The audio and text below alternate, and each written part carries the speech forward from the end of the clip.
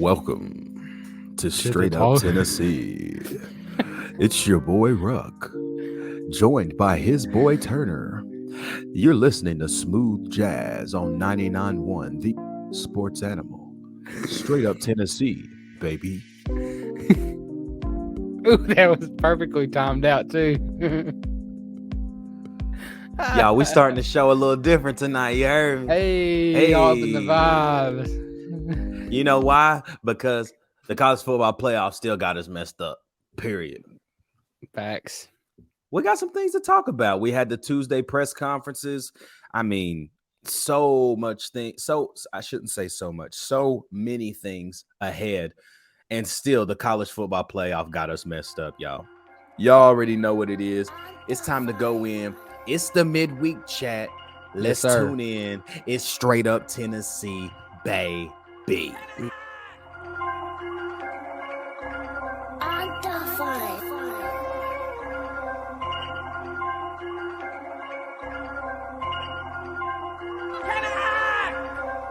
The North Ender sets the race onto the field.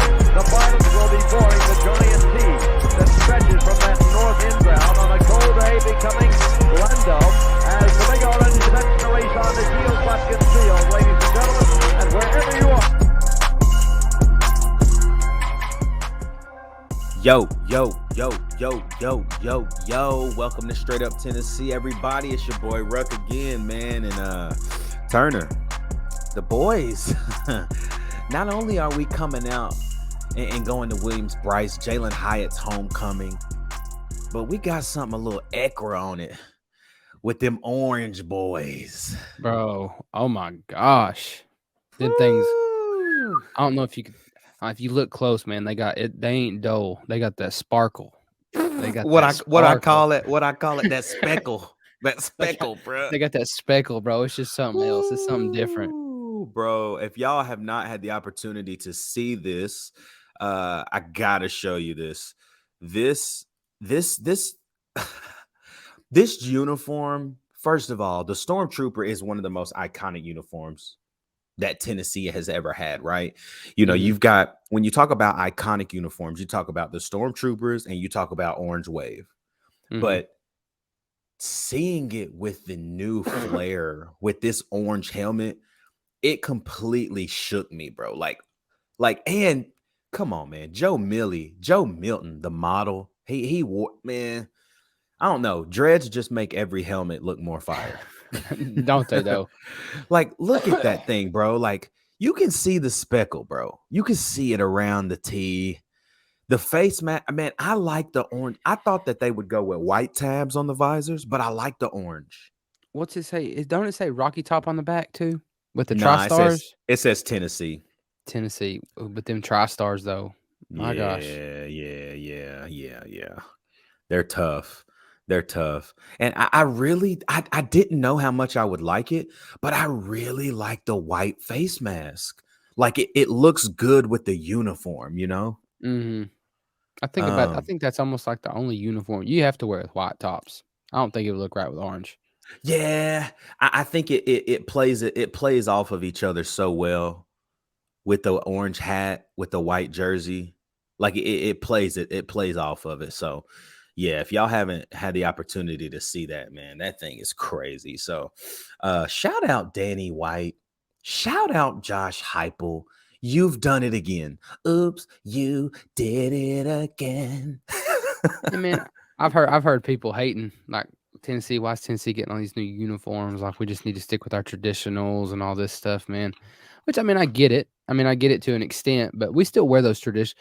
The thing I like about Josh Heupel, we wear those traditionals in big games. Oh, in the right games, we do. You're exactly right. Absolutely. And I mean, we're going to wear orange helmets against a not very good South Carolina team. Yeah. You know. Yeah. But also, I mean, I'll even say it like this too, though, bro. If you want to be real with it, one of the first helmets that the University of Tennessee ever put on was an orange helmet. Johnny, I saw something. I don't know if it was, I don't remember who was playing. Maybe it was General Robert Nealon. I have no idea. but it was like 1938 to 1947. We wore orange helmets. So you want to talk tradition? Like that's exactly what this is. It's just a new flair on it. So, man, I thought you was about to say something. That's why I started talking. I was like, oh, I think he meant to say something. I was thinking about it. Y'all, man, listen, there were so many things moving this week. Obviously, you already know this. Tuesday night, college football playoff committee had the rollout again for week. I guess this is what, week 3 of the CFP. Mm-hmm. And Tennessee stays at 5. Nothing shakes up in the top 5. Just as we thought.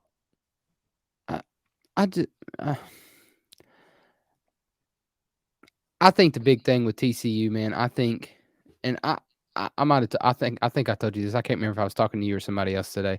I think when it comes down to it, in my personal opinion, if TCU wins out, okay, I don't think, in my opinion, they should go above 4. I think 4 is the highest I think they should go. Yeah. I don't disagree with you. Because but at the same time, I just don't. What's the committee gonna do? I don't know, man. I think we gotta. I mean, I think we're the best one-loss team. I mean, there's no ifs, ands, buts about it. I mean, you got one loss to the number 1 team in the country. You beat 5 ranked teams. I mean, come on. TCU's beat 5 ranked teams, but what was the lowest ranked team? 19th, 17th, or something like that. Yeah, it wasn't. Yeah. And I mean, I just heard some. ESPN was saying that TCU dominated that Texas game. I did not think so, man. For TCU to have such a electric offense, I mean, the first half was just an awful football game to watch in general. It was terrible. I couldn't. Yeah, at one point during the game, you text me. I was like, "This is terrible." Yeah, and I was like, "Yeah, bro, it is. It is. It just, I don't know, man. That's why I hate that we lost at Georgia because we put ourselves here, right? Yeah. But at the same time, I think we've got to look at the other side of it and say, okay, we're still in prime time position because one of the two, and when I say that, I mean one of the two in Ohio State or Michigan is going to lose and fall out of the playoff. Which one is it going to be? Mm-hmm. And that's the thing. That's why I think we get 3, honestly. Because I don't know, man. I told you, and this might be just far-fetched, and at the end of the day, when it comes down to it, they want good ratings, college football. And I think if Georgia's number 1 and we're number 4 in the playoff game, the Georgia-Tennessee playoff game will get more publicity, will get more views, will get more everything than the national championship game, in my opinion. And I'm not just saying that I'm not just saying that as a Tennessee fan. I'm saying that as a football fan in general. I agree with you. 2 top-tier SEC teams going head-to-head. I mean, especially after the way Tennessee lost at Georgia. Especially playing for the second time, because everybody knows the second time's different. It's hard to beat a team twice. Oh, just being honest. It is. I would say the same thing if we beat Georgia and was facing them. Oh, yeah, I wouldn't want to play them, to be honest. No. I would not want to play them, trust me. So, yeah, I don't know, man. I really am interested to see what they do. I thought it was interesting LSU jumped to 6 even after how bad they played against Arkansas. I was too, man. Did you see the stats for that game? No, but I know. Did we talk about? Yeah, we did. You said Jaden Daniels had 10 yards rushing and 68 in the air, something like that, or 86 in the air. Dude, and Georgia, Georgia gonna eat that up in the SEC championship. Man, kind of getting away from the ratings. You see what Josh Heupel said about Hendon Hooker and his Heisman? I heard about it, but I had not seen it. Man, let me see.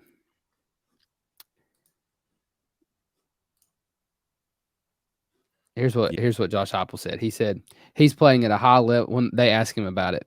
And he said he's playing at a high level he's playing as high of a level as anybody I've ever had, Heupel said. And I've had Heisman guys. He's in complete command of what we're doing. You look at the efficiency of how he is playing, the ability to take care of the football, the dynamic plays that he's made with his arm and feet. Fun little statistic for you. Hendon Hooker, in his career at Tennessee, okay? Yeah. 55 touchdowns, Yeah. 5 interceptions. That's unbelievable, bro. That with Hendon Hooker in the helm. Tennessee's offense is number 1 in the country in scoring at 47.4 points per game, number 1 in total offense at 543.7 yards per game, and number 2 in passing at 348.2 yards per game. dude, they ain't gonna give it to him, bro. They ain't gonna give it to him. Josh Heupel also said, we don't look like we do offensively without Hooker. He's certainly deserving of being that Heisman being in that Heisman conversation. Got to go play the right way here the last couple of weeks. Hope he has that opportunity. I believe he should. They ain't gonna give it to him, dog. I don't know. I don't think so. No, I think that they're like, well, look at what he did against the Georgia, blah, blah, blah. But I'm like, okay, but look at the rest of his body of work. Like, look at what else he did. Not against just Georgia, like, but all the other 11 games that he went bananas in. Like, yeah. let's be reminded that he beat Alabama and what he did in that game. Let's be reminded that he silenced LSU. Let's be reminded that he absolutely blew out Kentucky. Like let's be, like we gotta look at the facts. And I just don't know if the Heisman house or the Heisman voters necessarily care about that. When is the Heisman announced? I know it's normally the week after the championship games. Let's see. That's what I was trying to figure out. I knew it's after the national championship, right? No, it's before. That's okay. Before. Yeah. No, it's before the Natty. I mean, I think it's even. I don't know. I don't see. Oh, okay. The Heisman Trophy ceremony is December 10th. It's after conference championships, but before the bowl season. So December 10th at 8 p.m. Eastern on ESPN. Hendon should at least get to New York, even if he doesn't win. I mean, I think he should. But he should win. He should win, but I just don't know. I just don't think they'll do it. Let me ask you. You know what it is, in my opinion? The only reason he's not going to get it. Why? Because he lost to Georgia? Because they have one loss. Yeah. Yep. Yeah. I mean, here's the thing. Let's talk a little bit about this game, South Carolina. But before we do, like, comment, subscribe, y'all, man. Hit the bell notification so you never miss a video. You already know, man. We are on our way to 450 subscribers. The climb is real. And thanks to you guys, we're just starting to see more and more people follow the channel and follow the podcast on Apple, Spotify, Anchor, wherever you listen to your podcasts. We're seeing more downloads, and we're just honestly seeing a community form. And so we didn't even have a dream of a family or merch or none of that, bro. Mm-hmm. We was just like, we just gonna get on here and chop it up. And thanks to y'all, it really is starting to feel like, man, we got regulars, man. Blocksville, Tennessee, Calvin Corm, Danny Pritchard. Shout out to y'all. I see y'all on every video almost. So does Turn. But man, we want to let y'all know, man, our Tennessee Sporting Goods merch store is on the way again. I'm telling y'all. When I get that link, I'm blowing this whole thing up. We ain't even gonna have a show. We're gonna have a 30-minute show, and it only is gonna show the link. That's it. That's it. The swag is crazy, y'all. We got some incredible t-shirts, hoodies on the way, and it's all thanks to Tennessee Sporting Goods. We have partnered with them, and they are a proud sponsor of the Straight Up Tennessee podcast. And Tennessee Sporting Goods does it all. They don't just serve Straight Up Tennessee and partner with Straight Up Tennessee. Man, they bring everything that they possibly can. They have been in Knoxville, Tennessee for almost 70 years, since 1951. And the guys over there, Jared, Taylor, Miss Melody, man, they take so great care of us, and they will do the same thing for you. If you're looking for sports uniforms, sports accessories, merchandise, Letterman jackets, they do it all. Call Tennessee Sporting Goods at 865-688-5454. Ask for Taylor, ask for Jared, ask for Melody. And if you mention straight up Tennessee while shopping with Tennessee Sporting Goods, you might get a discount, 5%, 10%, 15%, maybe even 20%. Just depends on the item you're inquiring about. But make sure you mention straight up Tennessee and see what they can do for you at Tennessee Sporting Goods. Turn. Let's talk about this game, man. Let's talk about South Carolina. I know on the Who is South Carolina, my boy was just like, everywhere. I was. I I didn't make it long. When we talk about this team, man, we've said all year when we in episode 1, volume 1, episode 1, volume 1, episode 2, when we started talking about score predictions and the record that we would pick for the rest of the year, I had this game as a loss. And it was because I just felt like South Carolina would be getting better at the right time. Yeah. I am sadly mistaken. They are terrible. Yeah, man. I mean, they got bowl eligible quickly. Yeah, I mean, we're at 21.5. The line's 21.5 right now. I mean, and we walk in your trap, we take over your trap. I seen a tweet today that Tennessee has been practicing to Darude Sandstorm blaring at their practice which is what South Carolina's big song is that gets them hype. Yeah. But I don't know, man. I seen that the South Carolina game was sold out, and like I seen South Carolina posting about it, and in my head I'm like, that's great, but I guarantee you it's sold out because of Tennessee fans. Oh, dude, I bet you there's gonna be so many Vol fans in there. Mm-hmm. Oh, dude, it's such a good drive. It's not that big of a place, really. Nah, I think Williams-Brice sits like 60 something.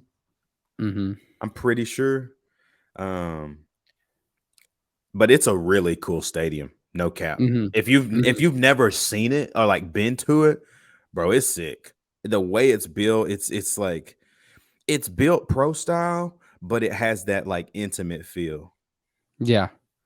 Like, man, I'm just sorry. I don't mean to interrupt. I'm just sitting here looking at this, like the season leaders for Tennessee and the season leaders for South Carolina. You got Hendon Hooker, 2,888 yards, 24 touchdowns and 2 interceptions, and you got Spencer Rattler, 1,982 yards with 8 touchdowns and 9 interceptions. Then you got the rushing, and then, bro, this one, Jalen Hyatt. Dude, you got Antoine Wells Jr. for South Carolina. He's got 43 receptions for 590 yards and 4 touchdowns. And then you got Mr. Jalen Hyatt with 58 receptions, 1,116 yards, and 15 touchdowns on the season. Jay Hyatt different, bro. And correction, Williams-Brice sits 77,000 people. 77? Yeah. That's about 15,000 less than Sanford Stadium and almost 20,000 less than Neyland. But it's right at about 15,000 less. Or no, like 22,000 less. I'm kind of everywhere, man. Just all over the place talking tonight. But hey, it's the midweek chat. You know, we just chopping it up. Chop. Talking about how many the seating capacity of stadiums, man. I really think you know how Tennessee is really pressing on these season tickets right now. Yeah. Like people to buy season tickets, renew. You know why I think we're doing that? Because we're gonna expand. I think Danny White wants to sell out that whole lower bowl or close to it so he can expand and put those 15 to 20,000 seats third level Up on that other side. Can you imagine 121,000 people in Neyland Stadium, bro? Just think about that for a second. Just think about that. Dude, I think everybody would be deaf. No cap. I mean, I kind of consider myself still young at 29, but I mean, I might have to wear low key, like during Alabama or during Georgia. I low key might have to put or earplugs in with 120,000 people. If that were to happen, I'm not even gonna lie to you. If that were to actually happen and follow through, I would kind of be mad. Because, dude, think about your ears, bruh. Like, dude, that Bama game, 120, and they say, and I just still don't believe that it got to like 130 something in Sanford Stadium. I'm just like, maybe if somebody was like right up on the mic talking crazy, but like, dude, 126 like really hurt, bro. Dude, it hurt. It hurt. Like, it was so loud, I stopped screaming. Like, dude, it was hurting. It was, man. But back on the South Carolina game, man, I think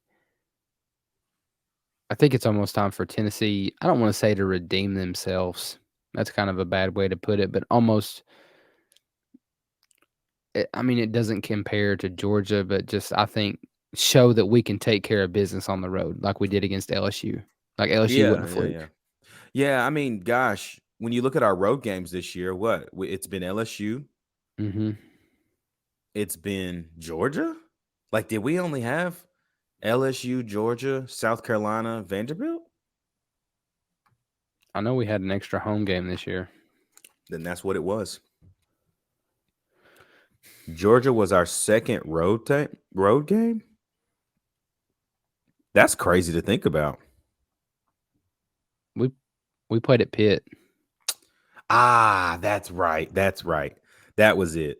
That was correct. We played at Pitt, at LSU. Yeah. Yeah, and then Georgia, South Carolina, Vandy. Yep. I don't care. We walk in your trap, we take over your trap. And I really want to. You see what Reese Davis said on the college football playoff? Depends. It depends on if you're talking about when he said Tennessee has a good shot or the negative comment he made.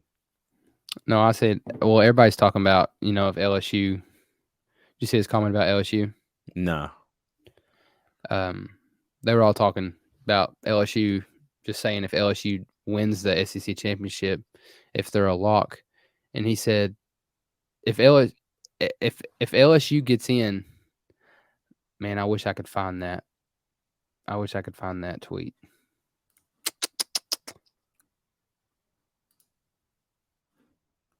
Nah, I hadn't heard what he said. He said, oh yeah, ESPN's Reese Davis. LSU can get in, but not before Tennessee. Which I think is I think that's facts. I mean, yeah, I see that. It'd have been different. It'd have been different if it'd have been a one possession game at LSU, but we beat the dog snot out of LSU. We did. We walked them. We walked them boys. And everyone wants to say we got dominated by Georgia, but I mean it was a 14-point game. It was. I mean, second half, defense really did play better. I don't care if people are like, well, Kirby slowed the game down. No, like, defense played better and gave the offense so many opportunities. And the offense, we had 11 drives against Georgia. That's a lot of times with the football, dog, against a team like that. And for you to not score until late in the fourth quarter, I mean, kudos to Georgia again. But Turn, bro, I did not get to ask you these because you wasn't here on Tuesday. Playmakers of the game for Tennessee, bro. Offense, defense. Who's got to be that? Who's got to be like, oh yeah, on Saturday for us to get this W, bro? Defense? Both. Oh, yeah. I'm just saying defensively first. Defensively for me, Tyler Barron. I need a game like he had last week. I told you he was everywhere last week, he bro. was. He was eating. I need that to be consistent because that's the Tyler Barron I know, having them type of numbers. Offensively for me, I think we run the football all over them. I think we throw the football well, and I think we are normal Tennessee. But I think Jalen Wright has a day. Jay Wright. I'm gonna say Jay Wright. I think Jabari has a day, man. But I don't know, man. It's the same time. I'm gonna say Jay Wright. But let me ask you: you think Samson earned some more playing time, or do you think it's just one of them things like if we get up a couple touchdowns, he'll come in? Situationally, maybe. Right? You know what I'm saying? Like, as a decoy on a jet sweep, and then Jalen Hyatt's running wide open. Right? Like, you know what I'm saying? Like, I think he gets a lot more snaps like that Saturday. But if Dylan Sampson plays, I don't think we see him till like quarter 2. Right. No. Like I don't think that he's gonna be like a part of the offense. Like I think he's gonna come in, he's gonna get some carries, and they'll give him a couple carries and see what he does with those couple, then decide if they're gonna keep feeding him or not. You know what I'm saying? Right. Yeah, I get that. Yeah, but when we're talking about like a carry count, I mean he gets less than 6 in my opinion. He had 8 last week. Yeah. So have you heard anything about Cedric Tillman this week? Mm-mm. I ain't heard anything about that. Mm-mm. I mean, he addressed it after the game on last Saturday, but I mean, nobody had really asked about Ced this week, to be honest. Yeah, but what I'm looking at, bro, is this. When we talk about the defensive side, you took the words right out of my mouth, bro. It's TB. I gotta see Tyler Barron turn up one more time. And then offensively, man, I'm going with him again, dude. Bro, I didn't realize, but Brew McCoy, that's what I want. I about said Brew McCoy. Dude, Brew that's his third 100-yard game this year, last week. And, you know, I think Brew kind of gets, I don't want to say forgot about in a sense, but like, I think he kind of just like plays the background because, like, you know, you think of Tennessee. I'm thinking as an outsider, Tennessee football. Okay, number one, I'm thinking Jalen Hyatt. Yeah. I mean, I'm thinking Jalen Hyatt. And then, you know, you got Cedric Tillman. It's a big name that you think about. And then you just got Brew McCoy just kind of chilling. And I think, like you said, I don't think people understand that Brew. That's Brew's third game with over 100 yards receiving. Yeah, and like it's the thing, dude. It's like I've said this multiple times. I don't think Brew McCoy is meant to be a touchdown machine. Like, no, I don't see even next year when Brew comes back. Like, I don't see Brew getting 10, 12 touchdowns. I see like 5, 6, right? Yeah. And it's because he's just so good with the ball in his hands in short yardage situations, screens, curls, slants, you know, maybe a skinny post every now and then, maybe a wheel or a fly every now and then. Like, man, what a great adjustment on that ball on Saturday. Like, that's what I'm talking about. You know, he's so good at those things that like it's just like he has this intangible kind of craftiness about his game. Yeah, I mean, I'm looking right here. You know, I just said it. Hyatt's got 58 receptions, 1,116 yards with 15 touchdowns. Brew McCoy's got 45 receptions on the year. Yeah, not very far behind. 45. Hyatt. That's crazy. He's got 13 less than Hyatt. He's got 600 yards this season. I mean, we get in the playoff. If we play 4 more games, he could have a thou wow, 1 thou wow. Yeah, 1 thou wow. You know who's impressive, honestly.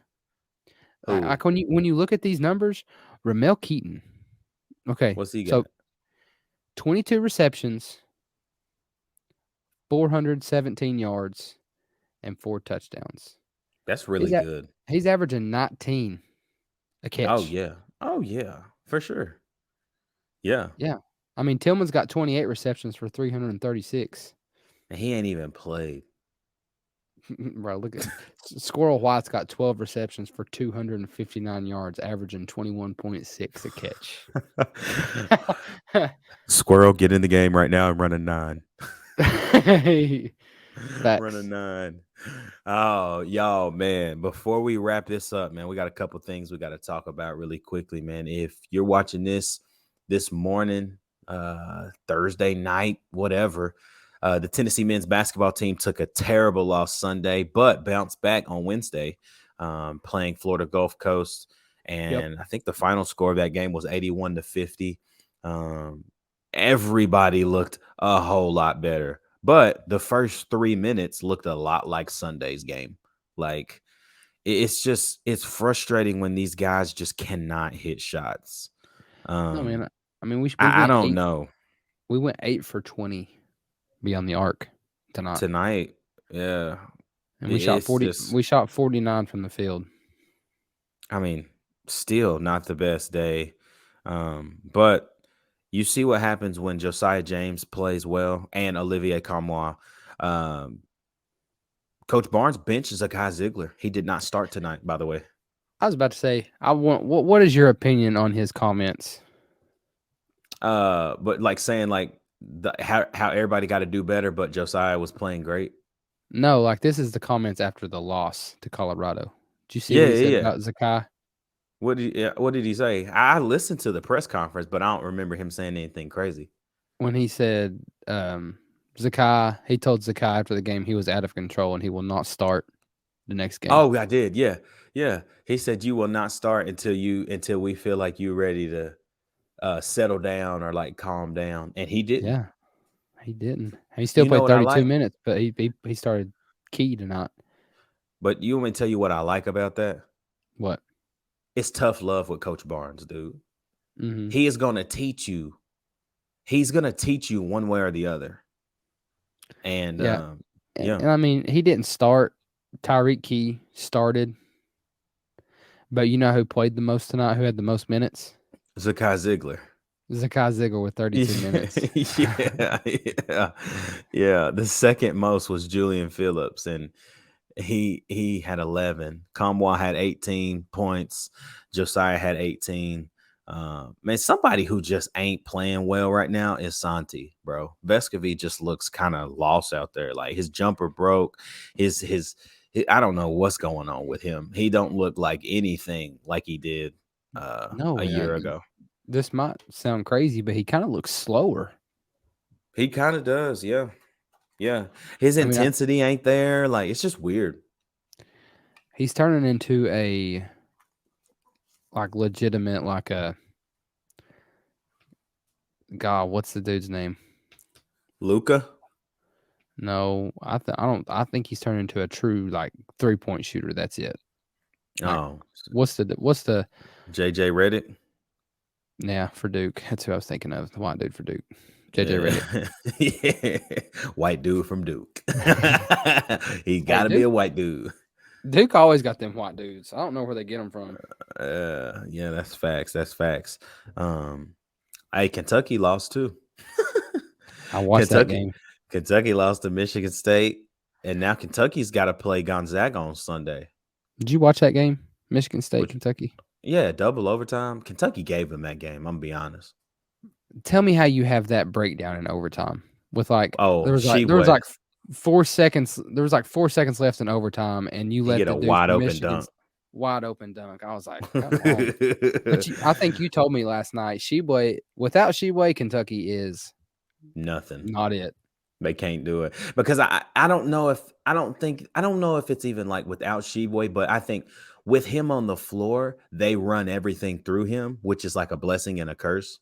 Mm-hmm. Because when you run the offense through him, you got guys on the perimeter like CJ Fredericks, Reeves. These guys can shoot the ball, but when Sheboy's on the floor, they don't get as many touches. Right. So I don't know. I'm interested to see how Kentucky fares on Sunday. But Turn, we're gonna wrap up the midweek chat, Brody. But I got to get your score prediction for Saturday. Tennessee goes to Williams-Brice Stadium Saturday at 7 p.m. Eastern kick on ESPN. I said on Tuesday 48-13. I think I changed mine.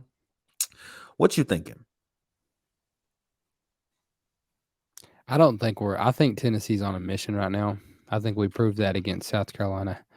I think even if we get up so big that we put our twos in, we're still going to run the offense. Like, we're still going to throw the football. Yeah. I think I'm going to stick close to mine. I'm going to say 52-10. I think it's an absolute dominating game. Because I don't think I mean, our defense is not the best, but I think our defense is going to have a game. I need him I too, think we're going to humiliate Spencer Rattler. Man, I need them to. Because we keep getting closer and closer every game in the aspect of it. Man, if B. Turner just catches those 2 picks, man, I mean, gosh. I'm telling you. Turner's going to get him one. I think Slout might get him one too. No cap. It's time for the safeties to wake up this week, man. And I'm gonna go ahead and say this: if we let on like a 3rd and 1, or 3rd and 1 and 2, or 4th and 1 and 2, if we let another tight end beat us deep, I'm gonna lose my freaking mind. I mean, that's what I'd run 100% if I was South Carolina. And they got a great tight end, bro. Jaheim Bell he can ball. He's their 3rd leading rusher as a tight end. So, in short yardage situations, they're going to Jaheim Bell, period. Mm-hmm. So, y'all, man, thanks for joining us for the midweek chat. Y'all already know we'll be back for the one more day. Oh, man, there's just so much happening in the life of Tennessee sports. And I forgot to talk about my boy John Morant. A problem. Okay.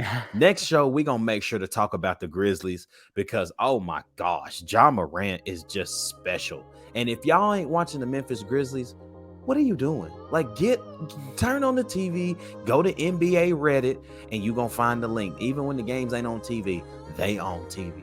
You can find a way. But, man, we're going to be talking all things Grizzlies, man. Tennessee basketball's next game is not until actually next Wednesday in the Bahamas. The Bahama Mamas. They play Butler. That is going to be amazing. Butler always has a great team. If they win that game, they got an opportunity to play Southern Cal or BYU. So that's a really cool Thanksgiving tournament. I'm excited to see kind of how that fares. But Turn, we'll be back tomorrow, man.